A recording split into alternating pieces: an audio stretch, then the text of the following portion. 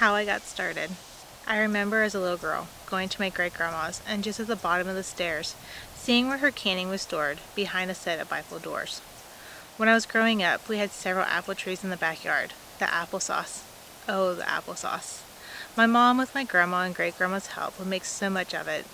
Not much beats fresh, warm applesauce. I can vividly remember the wheelbarrow loads of tomatoes being brought into the basement. Mom would process them into whole tomatoes to be enjoyed in soups and eaten straight from the jar all winter long.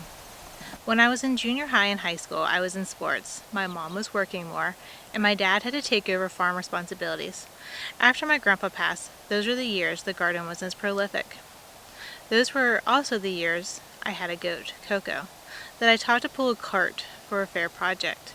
After 3 years of training him, I was able to ride in a cart while he pulled me around. My favorite part of summer was hay season. My dad and grandpa would cut, rake, and round bale hay in the fields in between our house and theirs. When I was old enough, I would go in the field and tie the loose strings so they wouldn't drag on the ground and maybe get stuck in something they shouldn't. I love summer. Hay, fair, goat shows, cucumbers straight from the garden, and extra time at the farm. Christmas of 2010, my cousins and I drew names to exchange gifts. My cousin Nicole drew my name and gave me the greatest gift. The gift that really got me dreaming. The gift that I keep going back to. She gave me a pair of rubber boots with chickens on them and a book titled The Dirty Life by Kristen Kimball. Kristen's book shares the dreamy and the hardship of owning a farm and running a CSA, Community Supported Agriculture, with her husband. This is the book that got me dreaming for a dairy cow and a huge garden.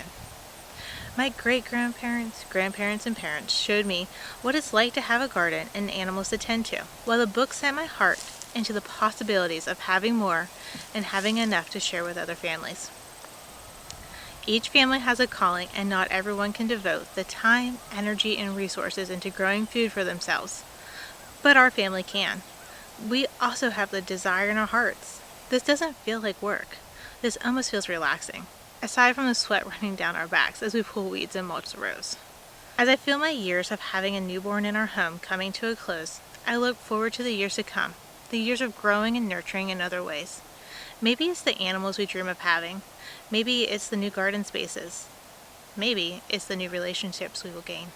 None of this would be possible without family that showed us through examples and without a book that sparked an interest in me so many years ago.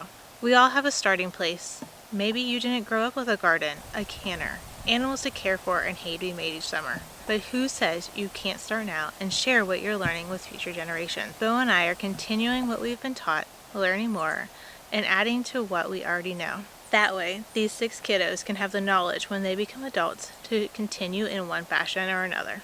I am grateful for the generations before us and for the resources to continue growing for many more generations to come. This is my why. What is yours?